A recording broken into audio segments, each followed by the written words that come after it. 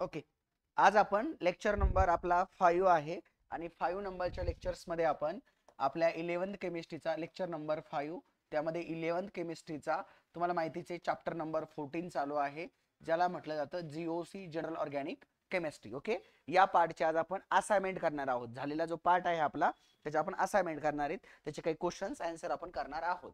Okay, तर आजचा जो लेक्चर असेल आपला तो असेल झालेल्या पार्ट वरती असाइनमेंट्स. ओके, असाइनमेंट्स आपण करणार आहोत. ओके, तर चला बाळांनो, पहिला प्रश्न काय विचारला गेला आपल्या असाइनमेंट मध्ये, which is the incorrect statement. पहिलाच क्वेश्चन विचारला गेलाय, which is the MCQ question आहे, मल्टिपल चॉईस क्वेश्चन आहे. ठीक आहे, त्याच्यामधला first which is the incorrect statement. Which is the incorrect statement. यातील इनकरेक्ट स्टेटमेंट कोणता आहे? मी स्टेटमेंट वाचतो, तुम्ही ऐका. पहिलं दिलेलं आहे, open chain compounds are straight chain or branch chain compounds. है ना, पहिला आहे open chain compound. Open chain compound are open chain compounds R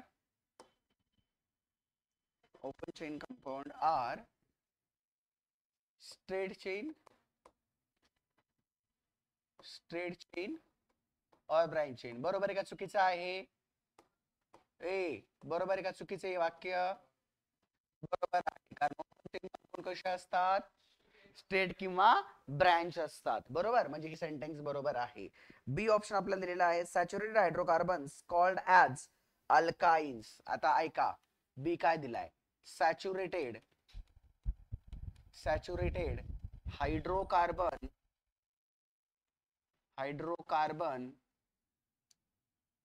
saturated hydrocarbon are called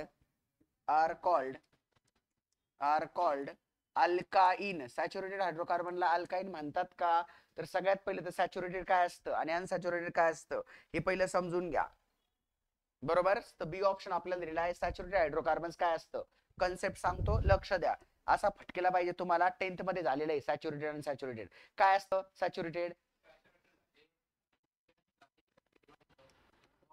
हा, सॅच्युरेटेड म्हणजे सिंगल बॉन्ड वाले. बरोबर, मग सिंगल बॉन्ड मध्ये कोण येतं? अल्केन. कोण येतं? अल्केन. सॅच्युरेटेडचा अर्थ होतो सिंगल बॉन्ड. काय अर्थ होतो?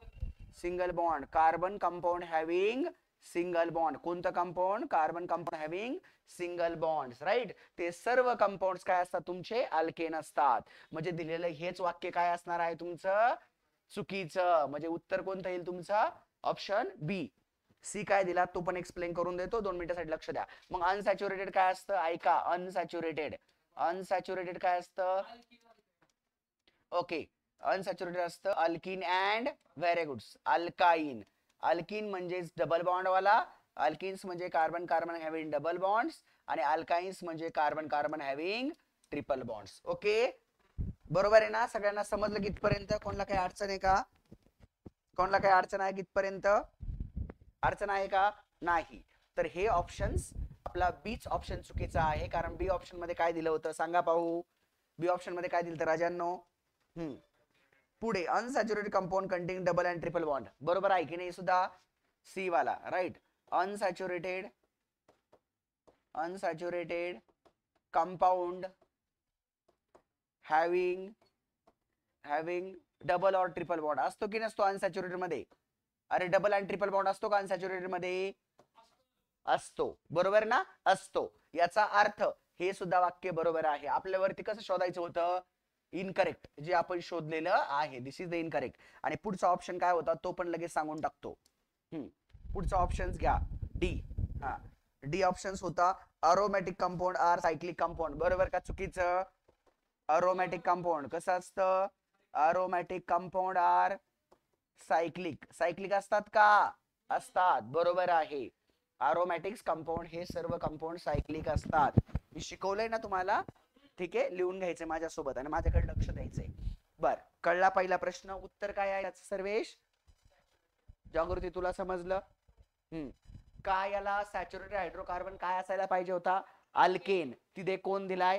अल्काईन. बारीक बुद्धी जरा जागेवर ठेवा, असे एमसीक्यू विचारला जातो. झालेल टॉपिक्स वरून. दुसरा क्वेश्चन काय विचारला गेला बघा. क्वेश्चन नंबर सेकंड क्वेश्चन काय विचारला गेला एमसीक्यू. सेकंड एमसीक्यू विचारला गेला. तो विचारला गेला which one of the following is not a cyclic compound. which one of the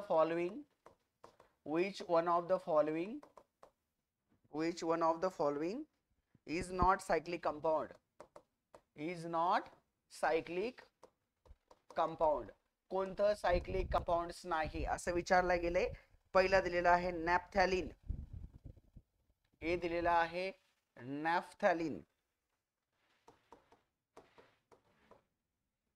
बी दिलेला आहे एन्थ्रॅसिन,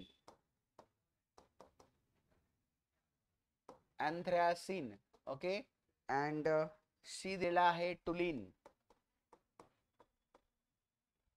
आणि शेवट दिलेला आहे निओहेक्झेन.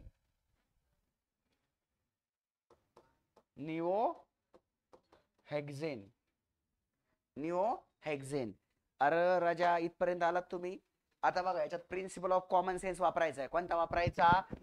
Principal of common sense. ठीक आहे, वापरायचा आहे. लगेच उत्तर कळते की कोणतं असणार आहे. याचे स्ट्रक्चर्स पण तुम्हाला मी काढून दाखवतो, तुम्ही काढून ठेवा कुठेतरी.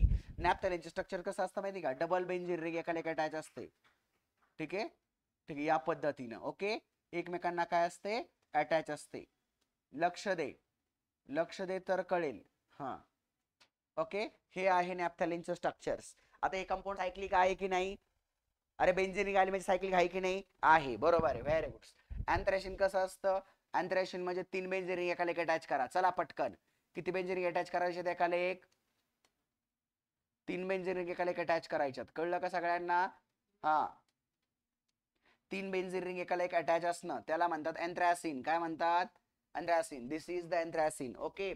आणि टुलिन काय असतो? तो बेंझिन रिंग वरती CH3 ग्रुप आला की त्याचं कॉमन नेम आहे, हे बघा, बेंझिन रिंग वरती CH3 ग्रुप आला रे आला. बेंझिन रिंग म्हणजे मी अल्टरनेटिव्ह बॉन्डिंग काढतोय, त्याच्यावरती CH3 ग्रुप आला की इज कॉल्ड ॲज टुलिन. त्याला काय म्हणतात? टुलिन असे म्हणतात. टुल्विन काय म्हणतात? काय म्हणतात? काय म्हणतात? टुल्विन टोला म्हण, नाही तर देईन एक टोला. नाही अभ्यास केला तर आता बाद झालं तुझं लाड. आता बघ, टुलिन कळलं. अरे राजांनो, बेंझिन, आणि चुकून तुम्हाला एक सांगतो पोरांनो, एवढं कंपाऊंड काढू नका. बेंझिन रिंग काढत असताना एवढं काढू नका. जर आतमध्ये बॉन्डिंग नाही दिलं तुम्ही, म्हणजे असं मी जे बॉन्ड देतोय हे बॉन्ड नाही दिले, तर त्याचा अर्थ होतो सायक्लोहेक्झेन. काय अर्थ होतो? सायक्लोहेक्झेन. येते का लक्षात सगळ्यांच्या? बट त्याच्यामध्ये मी अल्टरनेटिव्ह बॉन्डिंग दिलं किंवा असा सर्कल जरी केला ना, तर याचा अर्थ होतो बेन्झीन, म्हणजेच अरोमॅटिक्स. काय अर्थ होतो? अरोमॅटिक्स. आणि राजांनो, निओहेक्झेन कसा असतो सर? तर बाळांनो, 6 कार्बन्स आपले या पद्धतीने अटॅच असतात. तर सर्वेश लगेच लक्षात यायला पाहिजे की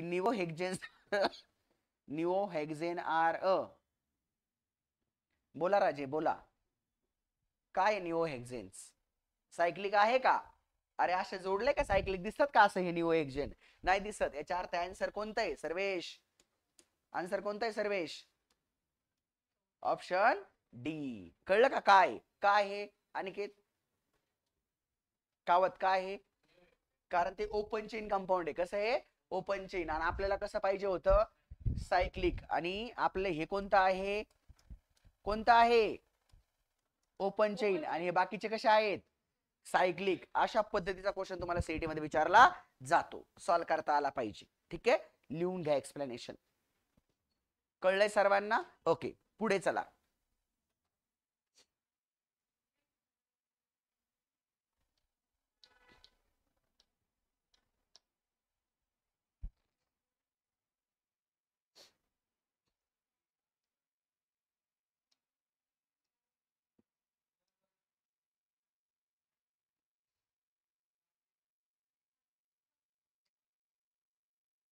झालं?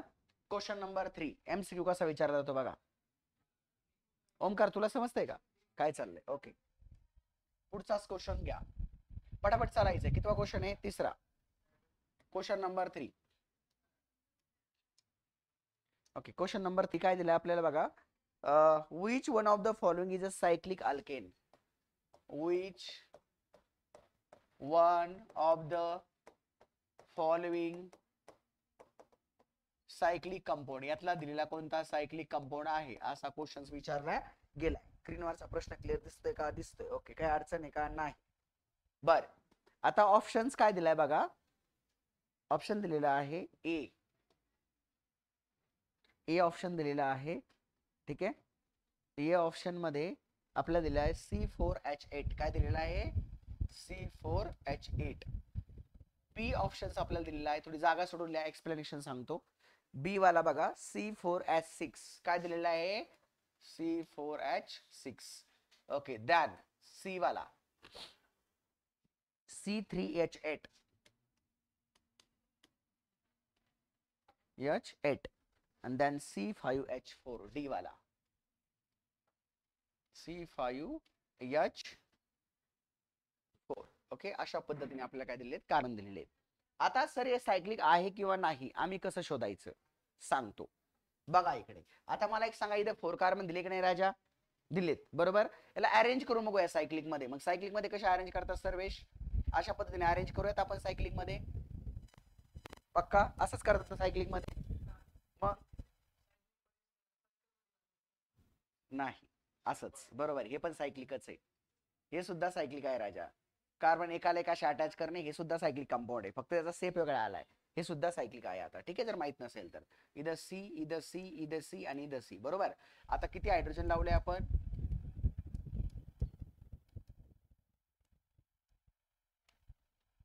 किती झाले हायड्रोजन सांग बरं? हा, झाले का? C4H8. हे एक झालं सायक्लिक्स. दुसऱ्याचं करा बरं.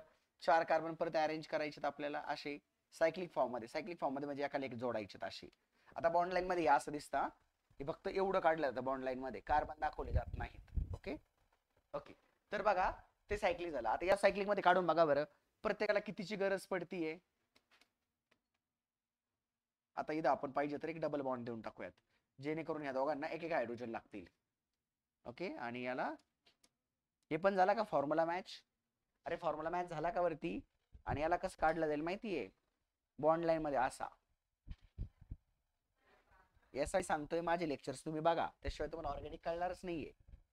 हा, कारण 10वीला तुम्ही काहीच केलेलं नाहीये. हे 10वीला होतं तुम्हाला कार्बन अनालिसिस कंपाऊंड मध्ये, पण तुम्ही 10th काही केलेलंच नाहीये. आता मला एक सांगा, हे स्ट्रक्चर्स कळालं कसं काढलं? ओके, आता हे पुढच्याच काढा बरं. याला तुम्ही सायक्लिक नाही काढू शकत. का नाही काढू शकत? फॉर्म्युला काय याच्यावाला?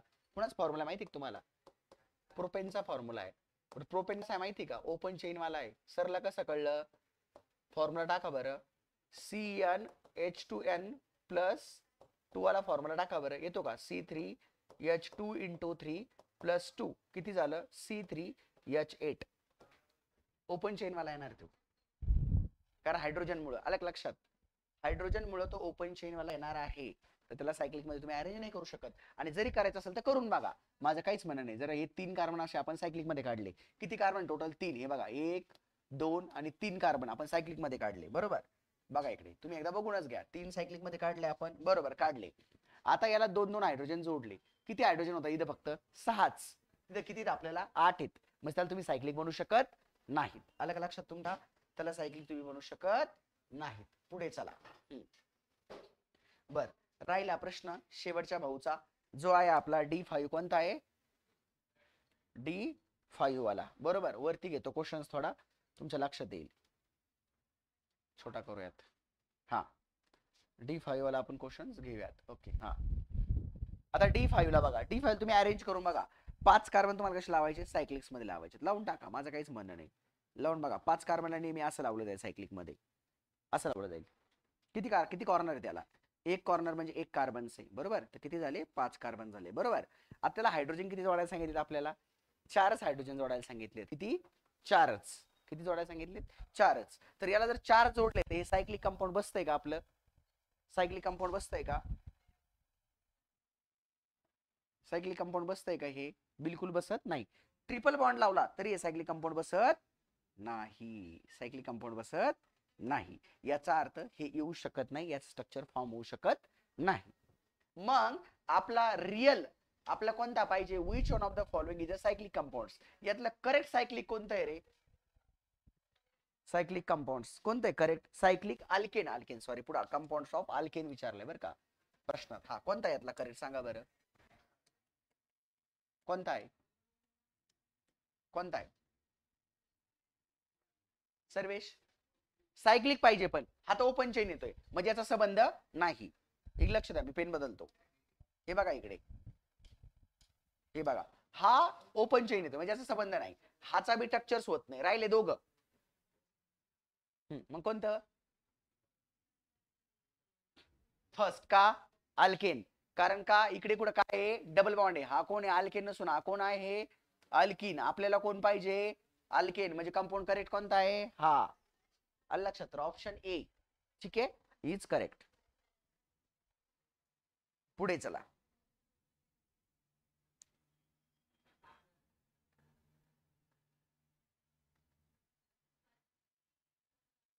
ठीक आहे, तर हे तुम्हाला आलं पाहिजे. मी तुम्हाला एक 4-5 क्वेश्चन घेऊन टाकले. अशा पद्धतीचे क्वेश्चन तुम्हाला विचारले जातात, कारण तुम्ही घरी जाऊन काहीच करत नाहीये. हे पक्का प्रूव्ह झाले. तर तुम्हाला किती कार्बन आल्यावर कसं स्ट्रक्चर येतं हे सुद्धा कळा नाही. आता जर मी एखाद्याला विचारलं ना, पेंटेनचा फॉर्म्युला सांग, नाही सांगता येणार. येतोय का सांगता? सांगा. सांगा. एक जण कोणी पण सांग पेंटेनचा फॉर्म्युला. S12. हा हा, याचा सांगा. हेप्टेनचा सांगा.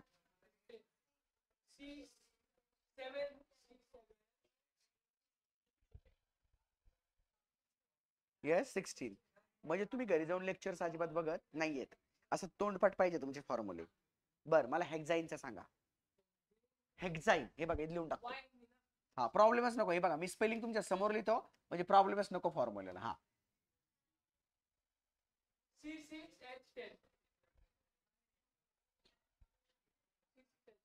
C6. काय रे बाकीचे? बरोबर आहे. C6H10 बरोबर आहे. C6H10 म्हणजे याच्यामध्ये पक्का काय असणार आहे? वाय ने आला म्हणजे ट्रिपल बॉन्ड. कंपाऊंड मध्ये कुठेतरी काय असणार आहे? हा, लेक्चर्स बघायचे हा नक्की, नाही तर तुम्हाला ऑर्गॅनिक येणार नाही. आणि मी तुम्हाला सांगतो, ऑर्गॅनिक नाही आलं तुमचे 17-18 क्वेश्चन डायरेक्ट चुकणार. डायरेक्ट चुकणार. तुम्ही आजच सोडून द्या 17-18 क्वेश्चन. आणि 17-18 क्वेश्चन सोडले म्हणजे तुम्ही तुमच्या भविष्यातले जे इंजिनियर डॉक्टर व्हायचे ते स्वप्न सोडून द्या आणि आपलं गपचिप अभ्यास करा. बीएससी करा. ठीक आहे, आणि MIDC जा रोज कामाला, बाकी काही करू नका. जर हे आलं नाही तर, एवढं सोपं नाही आलं तर काय उपयोग आहे? हे पाठ करा. याचे तिघांचे फॉर्म्युले लिहून दिले होते मी, किती वेळेस सांगितलंय तरी तुम्हाला याय नाही. अल्केन बघा, मी पुढचा टॉपिक घेणार आहे. हे अल्केन बघा, अल्केनचा फॉर्म्युला काय असतो? CnH2n+2. अल्किनचा काय असतो? CnH2n CnH2n असतो. अल्काइनचा काय असतो? CnH2n-2. त्याच्यानंतर आता तुम्ही हे तिघ तर शिकलेले आहेत, पण एक गोष्ट तुम्ही शिकलेले नाहीत अजून. एक ते फॉर्म्युला मी सांगणार तुम्हाला आज. हा असं तुम्ही हे सगळं शिकलेत, पण अल्काइल नावाचा फॉर्म्युला शिकले का रे? हा, काय असतो सांग. सांग. CnH2n+1. This is the alkyl. YLE suffix लागतो. आणि याच्यावर मी लेक्चर्स मध्ये खूप डिप्स बोललेलो आहे की तुमच्या अल्केनच्या कंपाऊंड पेक्षा एक हायड्रोजन जर लेस झाला तर तो तुमचा YLE नावाचा सफिक्स लागतो. आलं लक्षात? तर आपला फंक्शन ग्रुप नावाचा टॉपिक चालू आहे. असाइनमेंट तुम्ही घरीच करा, तुम्ही खरंच घरी करा, म्हणजे मला कळेल तुम्ही करता की नाही. तुम्हाला घरी काहीतरी पाहिजे, ठीक आहे, भले तर पाहिजे तर बघून करा, मग मी त्याचं एक्सप्लेनेशन पटपट घेऊन टाकन. तुम्ही बघून करा, तुमच्या हाताला काम पाहिजे घरी. तर तुम्हाला मी असाइनमेंट ग्रुपवर टाकणार, ती असाइनमेंट तुम्ही घरी करा. आपलं फंक्शन ग्रुपचं काहीतरी चालू होतं. कोणता फंक्शन ग्रुप चालू होतं सांग रे? माझ्या टेबलवरून 11वीचं केमिस्ट्री पुस्तक घेऊन ये, पाठीमागून ठेवलेलं आहे. तिकडे साईड पुढे 1 नंबरच्या कॅबिन मध्ये साईड पुस्तक आहे, थप्पी घातलेली. हा, पुढे थप्पी घातलेली, त्या थप्पीत पुस्तक आहे केमिस्ट्रीचं. आणि बरं सांग रे, फंक्शन ग्रुप कोणता चालू सर्वेश? तुमच्या बुक्स प्रमाणे, स्टेट बोर्डच्या बुक्स प्रमाणे. हा हा, काय नाव? नाव काय होतं पुस्तकाप्रमाणे? घेऊ ना. तर या कंपाऊंडचं नाव सांगा. चला, या कंपाऊंडचं नाव सांगा. सायनाइड शिकवलाय ना सर्वेश? सांग मग याचं नाव.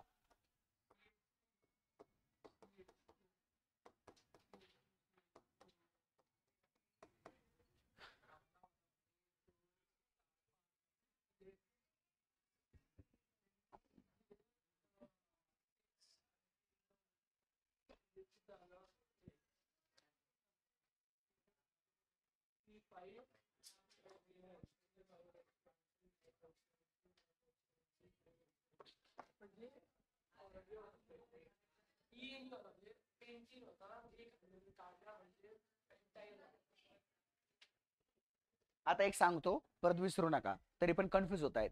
याचे दोन प्रकार नावलेले जातात. ज्यावेळेस सीएन ग्रुप येतो ना, एक तर सायनाइड लावायचा असला तर सायनाइड म्हणजे पूर्ण सीएन सोबत पकडायचा आहे. ओके, तर याला काय म्हणतात? सायनाइड म्हणतात. लक्ष द्या बरं का सगळ्यांनी. हा, मी परत सांगणार नाही, एखाद्याला उभा केलं ना सांगता झाला पाहिजे पुढचं नाव. हे बघा सायनाइड. आणि मी जर हा कार्बन स्ट्रेट चेन मध्ये पकडला, एन ला एकटा पकडला, त्याला नायट्राइल म्हणतात. काय म्हणतात? नायट्राइल म्हणतात. नाव दोन्ही वेळा चेंज होतात. ऐका जरा बारकाईनं. आता इथून तर इथपर्यंत कार्बनला पकडायचे. पहिलं नाव आपण याच्याप्रमाणे लिहूयात. तर आपण हा पूर्ण ग्रुप काय पकडलाय? सायनाइड पकडलाय. कोणता पकडलाय? सायनाइड पकडला. ओके, तर याचं नाव काय होईल माहिती का? याचं नाव होईल 4 कार्बन आहेत म्हणजेच पक्का ब्युटाईल आहे. वायल लावायचं आपल्याला. कॉमन नेम लिहिताना वायल लावला जातो, तर ब्युटाईल होईल. बरोबर. हे काय लिहितोय मी? कॉमन नेम लिहितोय. काय लिहितोय? कॉमन नेम लिहितोय. तुम्हाला प्रॅक्टिस करायची. कॉमन नेम लिहिलं ब्युटाईल. आणि पुढचा ग्रुप काय? सायनाइड. तर नाव काय झालं? Butyl cyanide. काय नाव झालं? Butyl cyanide. आलं लक्षात तुमच्या? ओके, आता हा जर कार्बन मी इकडे चेन मध्ये पकडला, परत दुसरं कंपाऊंड काढून, हे दोन्ही कन्फ्युजन लिहून ठेवा वाटलं तुमच्याकडे कुठेतरी. CH3 CH2 CH2 CH2 C triple bond N. आता हे सर्व कार्बन मी आतापर्यंत कोणते कार्बन पकडले होते? 1 2 3 आणि 4, म्हणून असं नाव आलं. बरोबर. ओके, आता हे जर मी सगळे सोबत पकडले इथपासून, या कार्बन पासून 1 2 3 4 आणि 5. आता 5 कार्बनचं नाव तुम्हाला माहितीच आहे नक्की. हा, आता ते सांगतो काय ते. याला पेंटाईल नायट्राईल असं नाही लिहिलं जाणार, याला पेंटेन नायट्राईल असं लिहावं लागेल. का ते विचारा मला. त्याचं कारण आहे, नायट्राईल नावाचा जो ग्रुप आहे तो नेहमी सफिक्स म्हणून लागतो. आता परत प्रश्न पडला, सफिक्स काय असतो? शेवटला लागणारा ग्रुप्स त्याला म्हणतात सफिक्स, आणि समोर लागणाऱ्याला म्हणतात प्रिफिक्स. तर हा सफिक्स म्हणून लागतो नेहमी. तो सफिक्स म्हणून जर लागला तर या सगळ्यांमध्ये सिंगल बॉन्ड म्हणून आपल्याला इथपर्यंत लिहावं लागेल पूर्ण स्पेलिंग पेंटेनची. बरोबर. पण आपल्याला हा ग्रुप जोडण्यासाठी ईला काय करावं लागेल? रिप्लेस करावं लागेल. मग आपण ईला रिप्लेस करून टाकला तर आपल्याला लिहिता काय येईल? -1 नायट्राईल असं लिहिलं तरी सुद्धा चालेल, किंवा 1 नाही लिहिलं तरी पण चालतो. याचं नाव होईल पेंटेन नायट्राईल. काय नाव होईल? असं. जर कार्बन इकडे पकडला तर नायट्राईल म्हणतात, सीएन ला सोबत पकडला तर सायनाइड म्हणतात. कळलं का? ओके, पुढचं एक्झाम्पल घ्यायचं आयसोसायनाइड. सेम कन्फ्युजन आहे, सेम कन्फ्युजन आहे. लक्ष द्या, फक्त सांगतो. दुसरा आपल्याला फंक्शन ग्रुप बघायचा आहे. आपण एक फंक्शन ग्रुप बघणार आहोत, फंक्शनल ग्रुप्स. ओके, आता लक्ष द्या. पहिले 4 लेक्चर ज्यांनी बघितले नाही त्यांनी ते बघून घ्या, तर अक्कल चला, नाही तर चालणार नाही. मी डायरेक्ट सांगतो तुम्हाला, पहिल्या लेक्चर पासून तर शेवटच्या लेक्चर पर्यंत. लेक्चर नंबर 5 आहे, तर तुम्हाला पहिले लेक्चर्स बघावे लागतील तर तुम्हाला येईल, अदरवाईज नाही येणार. आता बघा पुढचा ग्रुप बघा, आयसोसायनाइड आहे. काय आहे? आता आयसोसायनाइड, सायनाइड आणि आयसोसायनाइड मध्ये बदल दिसतो का स्पेलिंग मध्ये? काही आहे ना स्पेलिंग मध्ये बदल. मग फंक्शन ग्रुप मध्ये पण बदल होईल का नाही? होईल का नाही? तर नेहमी लक्षात ठेवायचं, आयसोसायनाइड मध्ये NC असा ग्रुप जोडला जातो. कोणता जोडला जातो? NC. आणि तुम्हाला प्रत्येक एवढं तोडून फोडून नाही देणार ते, फक्त असं NC जोडून देतील. असं कळलं का? N अगोदर असतो, C नंतर असतो. त्या ग्रुपला आपण काय म्हणतो? जागृती. हा, आयसोसायनाइड काय म्हणतो आपण? ओमकार, पक्का का? हा, मग कावड लक्ष इकडे. आता बघ, आपण एक एक्झाम्पल घेऊयात. आता आपण काय केलं माहितीये का? CH3 आणि याच्या पुढे मी लावला NC. हा, याचं नाव कसं होईल? हा ग्रुप आता CH3 म्हणजे कोण आहे? मिथाईल. सगळ्यांना माहिती, एक कार्बन म्हणजे कोण असतो? मिथ. आणि त्याला काय लावला? कॉमन नेम मध्ये आपण वाईल लावला, मिथाईल. आणि हे कंपाऊंड कोण आहे? मग नाव काय झालं? संपला विषय. पुढे सेकंड एक्झाम्पल अजून घेऊयात. CH3 CH2 CH2 NC. कधी ट्रिपल बॉन्ड देतील, कधी देणार नाहीत. दोघांच्या मध्ये गदाड्यांनो, कधी कधी डायरेक्ट NC असं लिहितील प्रत्येक वेळेस. आणि बॉन्ड लाईन मध्ये पण कसं ते सांगतो. हा, तर याचं नाव काय होईल? एक नाव बघा, नंबर द्या, 1 2 3. आणि हा ग्रुप कोण आहे? आयसोसायनाइड. मग नाव काय होईल? प्रोपाईल आयसोसायनाइड. तुम्हाला एक सांगतो मी, याच्यात एक धोका सांगतो, तुम्ही ऐकून घ्या. तुम्हाला हे स्ट्रक्चर्स ते सीटी आणि नीट आणि जेई मध्ये बॉन्ड लाईन मध्ये देतात. तुमच्यासाठी त्यांना वेळ नाहीये सगळे हायड्रोजन लिहायला, तर ते लिहित नाहीत. हे स्ट्रक्चर बॉन्ड लाईन मध्ये येतात. हे बॉन्ड लाईन मध्ये कसं येईल स्ट्रक्चर ते पण बघून घ्या. ज्याला येत नसेल त्यांनी बघून घ्या. हे बॉन्ड लाईन मध्ये अशा पद्धतीने लिहिलं जाईल. फक्त हे वरचं जे स्ट्रक्चर्स आहे ते फक्त एवढं लिहिलं जाईल. पुढे C सुद्धा लिहिला जाणार नाही. ठीक आहे? फक्त असं लिहिलं जाईल. मग तुम्हाला माहितीच आहे लास्ट एंडला कोण असतो रे बाळांनो, सी असतो, आणि इथे बी कोण असतो, सिंगल बॉन्डची इथं CS3 असतो.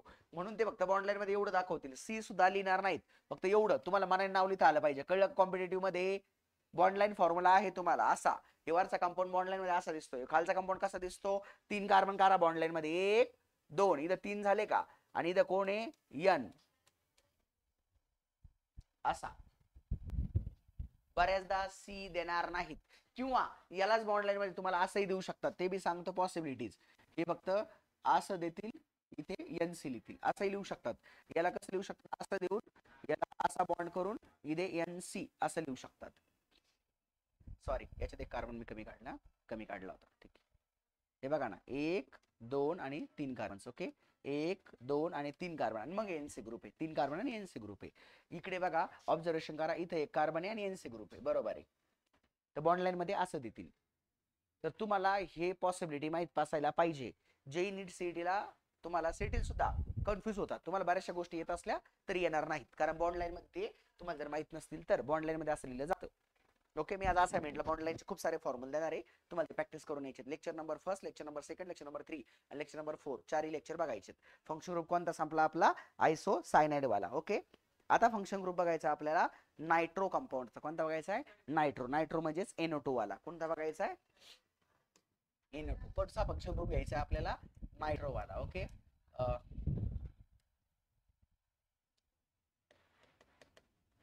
फंक्शन ग्रुप जो आहे तो आपण घेणार आहोत आता नायट्रो वाला. कोणता घेणार आहे, नायट्रो कंपाऊंड्स. कोणतं घेणार आहे आपण, नायट्रो ग्रुप्स म्हणा फक्त, काय हरकत नाही. नायट्रोच्या ग्रुपचा सिम्बॉल असतो NO2. काय असतो, NO2. काय असतो, NO2. ओके, आणि हा ग्रुप्स नेहमी प्रिफिक्स म्हणून लागतो. काय लागतो, प्रिफिक्स म्हणून लागतो. हे पुस्तकात कुठेही एक्सप्लेनेशन केलेलं नाही, हेही डोक्यात ठेवा. तुम्हाला हे ग्रुप कुठेही पुस्तकामध्ये एक्सप्लेन केलेले नाहीत त्यांनी, हे डोक्यात ठेवा. पण मी ज्याला प्रिफिक्स म्हणतो त्याला प्रिफिक्स लावा. मी तुम्हाला एक्सप्लेन करून देतोय की हा जो N2 ग्रुप आहे याला नेहमी प्रिफिक्स म्हणून लावतात. याचा अर्थ तुम्ही हा कंपाऊंड आल्यानंतर त्या कंपाऊंडचं कॉमन नेम लिहू शकत नाहीत. प्रिफिक्स लागणाऱ्या ग्रुपचं कॉमन नेम शक्यतो लिहिता येत नाही, याचं तर लिहिताच नाही येणार, कारण हा परफेक्टली प्रिफिक्सच लागतो. तसे हॅलोजन ॲटम सफिक्स बी लागतात आणि प्रिफिक्स बी लागतात, त्यांचं कॉमन नेम बी लिहिता येतं आणि IUPAC नेम पण लिहिता येतं. डोक्यात ठेवा मी काय सांगतोय ते, काय बोलतोय, प्रत्येक वाक्य कामाचं आहे. पण हा ग्रुप फक्त कसा लागतो, प्रिफिक्स. आणि प्रिफिक्स म्हणून NO2 ग्रुपला लावला जातो नायट्रो. काय लावला जातो, नायट्रो. मग एक्झाम्पल्स बघा सर्वांनी.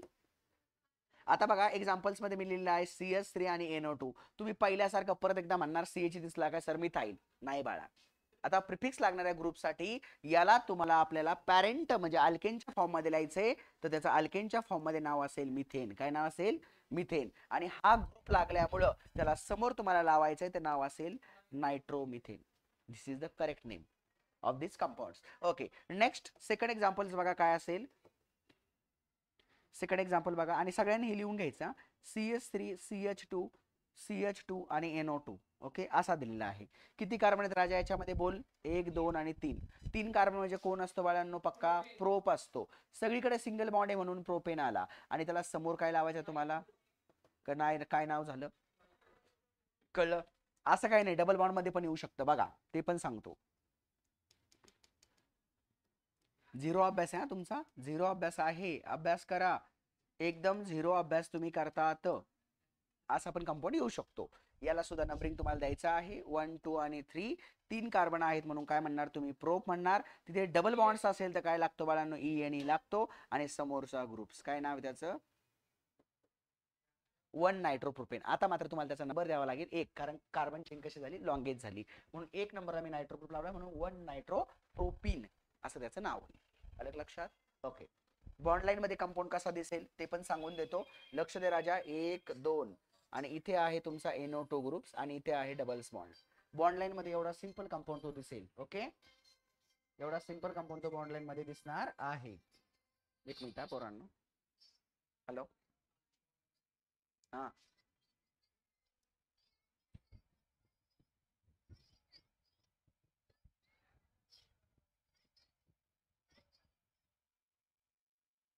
ठीक आहे, मी लेक्चर्स मध्ये ऑनलाईनच्या, ठीक आहे, तुला कॉल करतो. बर झालं. ऐका. तर 1 नायट्रोप्रोपिन्स असं लिहावं लागेल. ठीक आहे. आणि तुम्हाला काय वाटलं एवढे किचकट नाव येतात तुम्हाला तिथे आयपीसी मध्ये चुकून सुद्धा येणार नाहीत. असे नावं दिलेले असतील आणि असे ऑप्शन दिलेले असतील की तुम्हाला सगळे ऑप्शन करेक्ट वाटतील. आणि एक फंक्शन ग्रुप नाही टाकणार, ते 2-4 फंक्शन ग्रुप एकत्रित घालणार आहे, गुत्ता करणार आहे. मग कोणते फंक्शन ग्रुप एकत्रित घालतील ते सर नाही सांगू शकत, कोणते घालू शकतात. तर तुम्हाला सगळ्या फंक्शन ग्रुपचं काय घ्यावं लागेल, नॉलेज घ्यावं लागेल. एक एक्झाम्पल द्यायचं झालं तर देतो मी. हॅलाइड्स ग्रुप घेतला होता ना मी पहिल्यांदा, फ्लोरीन क्लोरीन ब्रोमिन वाला, फ्लोरो क्लोरो ब्रोमो वाला. ठीक आहे, एक तुम्हाला एक्झाम्पल दाखवतो. जस्ट तुम्हाला पेपरला देताना एक्झाम्पल कसे देतात ते तुम्हाला सांगतो. तुम्हाला एकदम म्हणजे असे तुम्ही कॉमात जाताना असे एक्झाम्पल ते तुम्हाला देतात.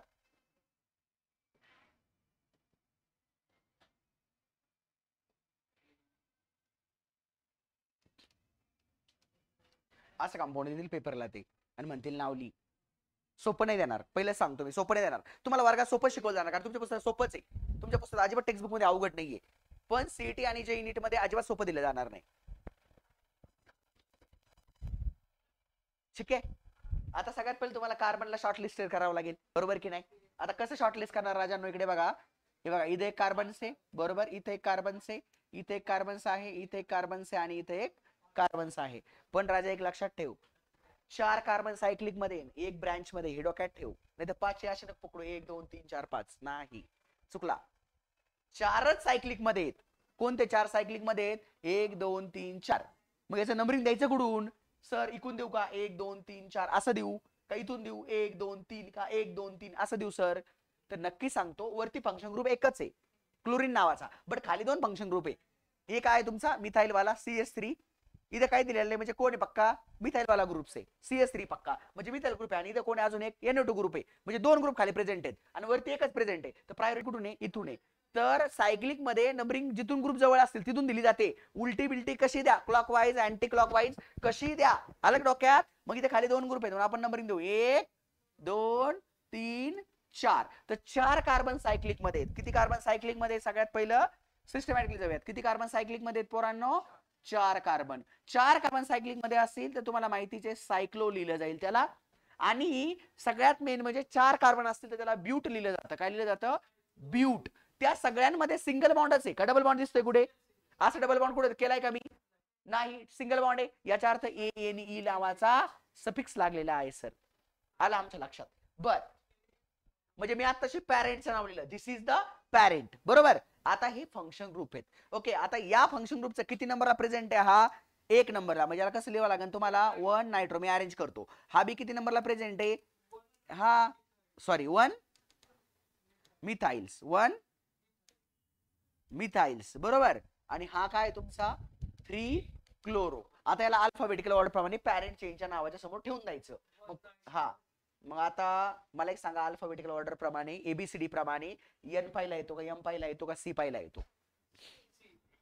तर पक्का सीचं पहिलं नाव येईल. म्हणजे काय येईल, 3 क्लोरो डॅश. हा, त्याच्यानंतर अल्फाबेटिकल प्रमाणे एम पाहिला येतो का एन पाहिला येतो, बोला.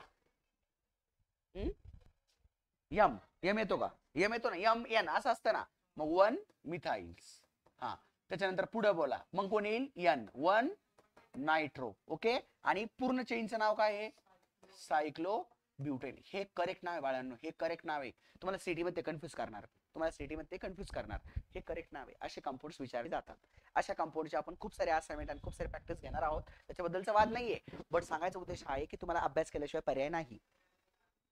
इथे काय लावणार तुम्ही, काय डोकं लावणार, तुम्हाला जर फंक्शन ग्रुपचं नॉलेजच नसेल तर काय लावणार सांगा बरं तुम्ही.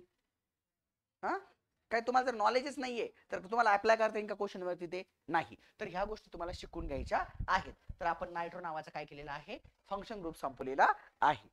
ओके, बायचे मॅम आलेत का, हा त्यांचं लेक्चर आहे. बर, तर अशा पद्धतीने तुम्हाला काय करता आले पाहिजे, नॉलेज अप्लाय करता आलं पाहिजे. एक डेमो दाखवला मी तुम्हाला, आणि हे सुद्धा क्वेश्चन आहे ना, मी खूप सोपा दिलाय. आता नीटला एकदा आलेला प्रश्न तुम्हाला फक्त दाखवतो, तुम्ही बघत बसा त्याच्याकडे डोळे भरून. हा,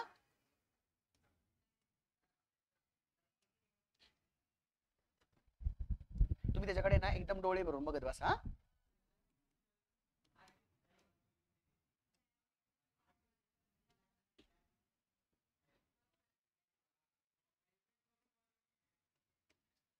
नीटला एकदा प्रश्न आलता आणि मी प्रूव्ह करून देऊ शकतो, दाखवू शकतो नीटला आलेला आहे बाळराजांनो. आणि सेम स्ट्रक्चर होतं. सरांनी काय बदललेलं नाही, स्ट्रक्चर्स सेम स्ट्रक्चर्स होतं. कसंही वाकडं तिकडे रांगोळी स्ट्रक्चर देऊ द्या, तुम्हाला नाव लिहिताच आलं पाहिजे, एवढी तयारी करा, म्हणजे तुम्ही ऑर्गॅनिक एकदम परफेक्ट झाले. आता जर बघितलं तर कार्बन कुठे कुठे ते पहिले सांगा. कार्बन इथून चालू होतं बेटा, 1 2 3 4 5 आणि 6 एवढे कार्बन आहेत. ठीक आहे. आता हा वरचा जो ग्रुप आहे ना बाळांनो, हा ग्रुप हा अल्डेहाइडचा आहे, झालेला नाही आपला अजून, पण असा आला होता, तुम्हाला एक क्वेश्चन दाखवला. हा अल्डेहाइडचा फंक्शन ग्रुप आहे आणि अल्डेहाइडच्या फंक्शन ग्रुपचा एल नावाचा सफिक्स लावतात. कोणता लावतात? एल. तर अशा वेळेस तुम्हाला प्रायोरिटी सुद्धा माहित पाहिजे, कारण राजांनो एक गोष्ट जर आपण बघितली, ऑब्झर्वेशन केलं, तर नंबरिंग तुम्ही काय म्हणाल, सर इकडनं देता का इकडनं देता? आता प्रश्न आहे, तुम्ही म्हणाल इकडून द्या. कुठून द्यायची नंबरिंग? इथून द्यायची का इथून द्यायची का इथून सुरुवात करायची? एमी म्हणजेच मिथाईल ग्रुप आहे, म्हणजे कार्बन आहे, त्यांनी असं म्हणणं आहे त्यांचं. तर तुम्ही काय विचार करा माहितीये का, नंबरिंग इथून द्या सर. अरे बाळांना पुढे पण चेंज जाते ना, इकडे पण जाऊ राहिली, इकडे पण जाऊ राहिली, एक तर याला त्याच्यात घ्या, नाही तर याला त्याच्यात घ्या, कोणाला तरी एक जणाला घ्या ना, कारण स्ट्रेट चेन आहे, अशी अशी स्ट्रेट चेन आहे ती. ठीक आहे, म्हणजे नंबरिंग देताना एक तर तुम्ही असं द्या किंवा असं द्या खाली. हा म्हणजे कार्बनच आहे रे बाळा, 1 2 3 4 5, एक तर नंबरिंग असं द्या, किंवा दुसरी प्रायोरिटी काय ते सांगतो, एक तर नंबरिंग असं द्या, 1 2 3 4 आणि 5 असं द्या. तर हा कार्बन आहे देऊ, ह्यो बी कार्बन आहे, मग तू इकडे न देता तू इकडे पण नंबरिंग देऊ शकते. म्हणजे इकडे बघ, तुला जर वाटलं ना की त्याला फंक्शन ग्रुप टाकून देते, याला नंबर देते, एकाला पकडावं लागेल एकाला सोडावं लागेल, कारण दोघांची प्रायोरिटी सेम आहे, दोन्ही साईडला एक एकच कार्बन आहे, तर एक तर प्रायोरिटी हा पकडा किंवा हा पकडा. पर सेट चेन तुमची 5 कार्बनची द्यायला पाहिजे. तर मी तुम्हाला सांगतो, जर तुम्ही आपण हे जे नंबरिंग दिले ना पहिलं व्हाईट कलर मध्ये, जे आपण व्हाईट कलर मध्ये दिलंय ना पोरांनो, याच्यात 2 नंबर पासून फंक्शन ग्रुप चालू होते, नीट बघा. पण इकडे जर बघितलं तर आपण रेड कलर मध्ये दिल्याचं 1 नंबर पासूनच फंक्शन ग्रुप चालू होतोय. तर प्रायोरिटी पक्का कडून आहे, वरून आहे. तर तुम्हाला पुस्तका ते ऑप्शन मध्ये दोन्ही ऑप्शन दिसणार, दोन्ही ऑप्शन दिसणार, पण तुम्हाला प्रायोरिटी बघावं लागेल. याचं नाव एकदम सिंपल आहे, ते पण लिहून दाखवतो, काही अडचण नाही.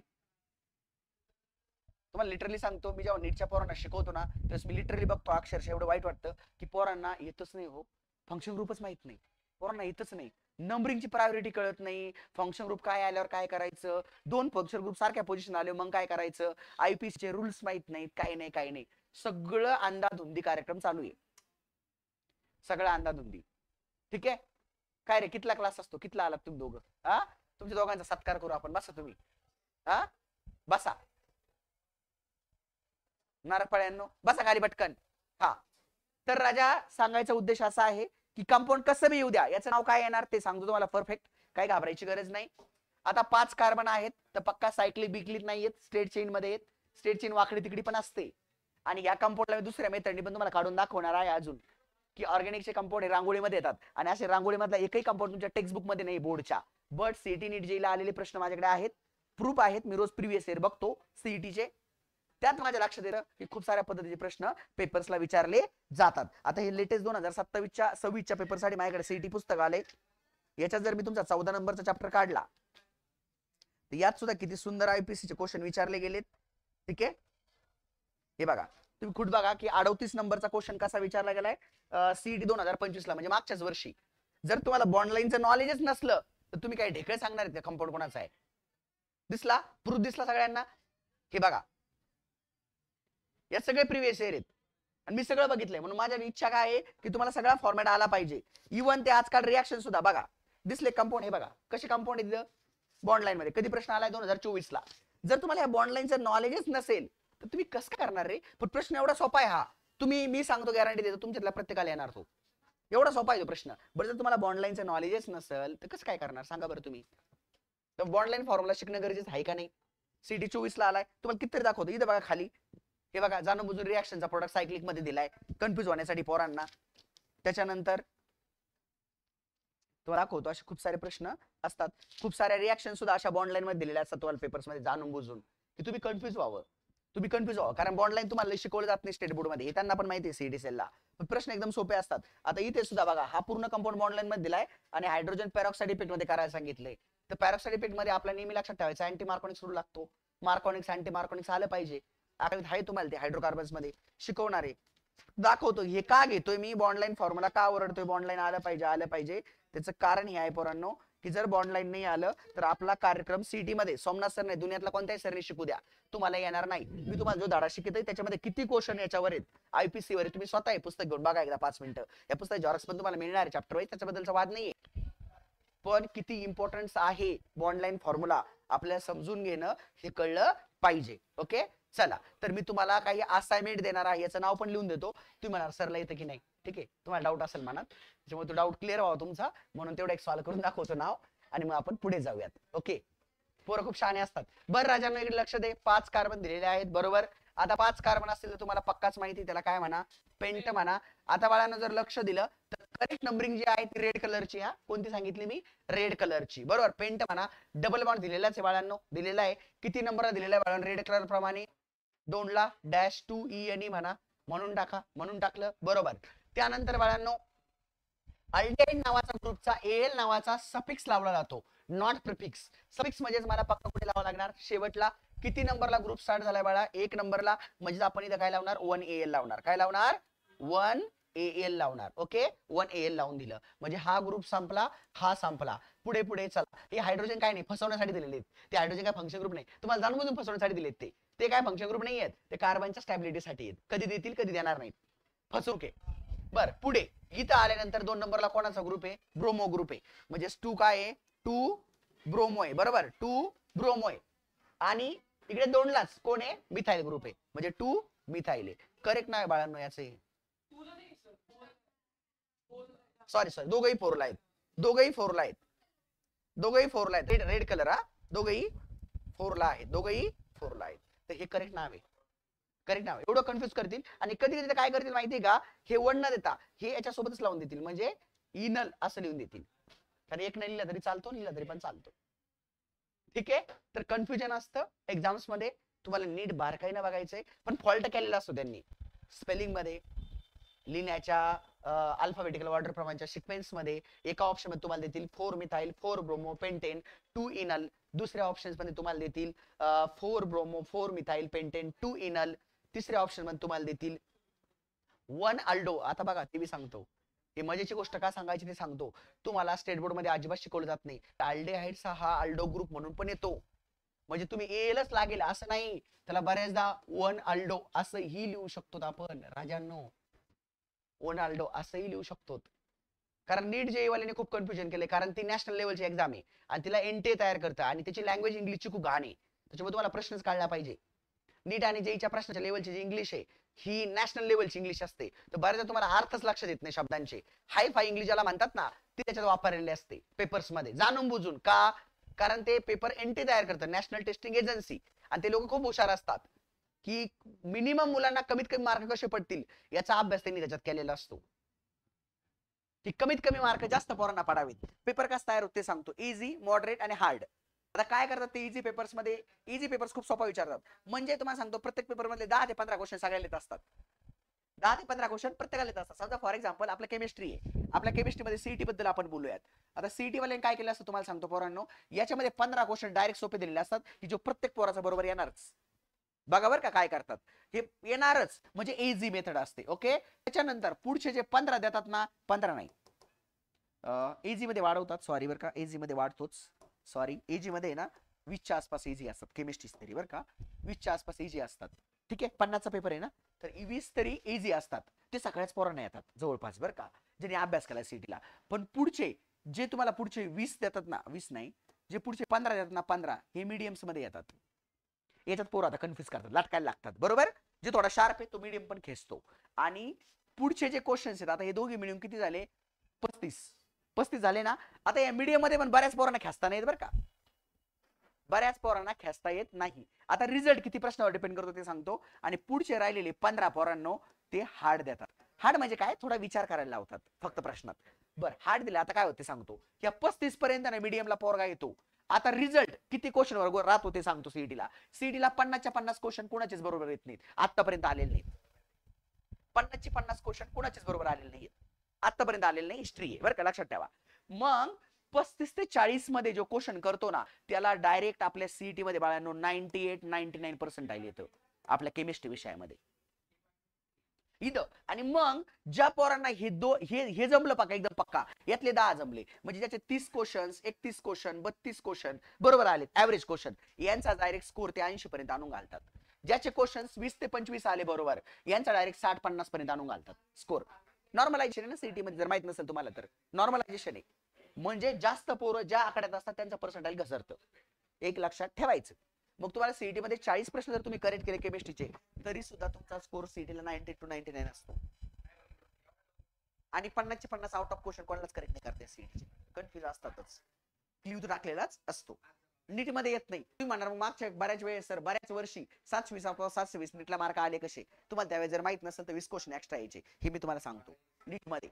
त्यामुळे 720 आउट ऑफ 720 यायचे. आणि यावेळेच्या नीटच्या पेपरने धमालच केली, टॉपरच 686 आहे, तुम्हाला जर माहित नसेल तर. म्हणजे 6 क्वेश्चन असे होते की हुशारातल्या हुशार पोराला सुद्धा जमले नाहीत. एवढं सोपं नसतं पोरांनो, तर अभ्यास करा. सेम जेई मध्ये असतं, तुम्हाला सांगतो जेई मध्ये एवढं सोपं आहे. आपले 25 प्रश्न येतात 11-12, फक्त 25 केमिस्ट्रीच्या, फक्त 25 क्वेश्चन असतात 11-12, फक्त 25. आणि याच्यामध्ये तुम्हाला सांगतो मी पोरांनो, जर तुम्ही 18 ते 20 क्वेश्चन जरी करेक्ट केले ना, 18 ते 20, चला 15 ते 20 जरी केले ना, तरी तुमचा स्कोर 90 प्लस असतो. आणि 18 ते 20 केले तर 99 च्या आसपास असतो.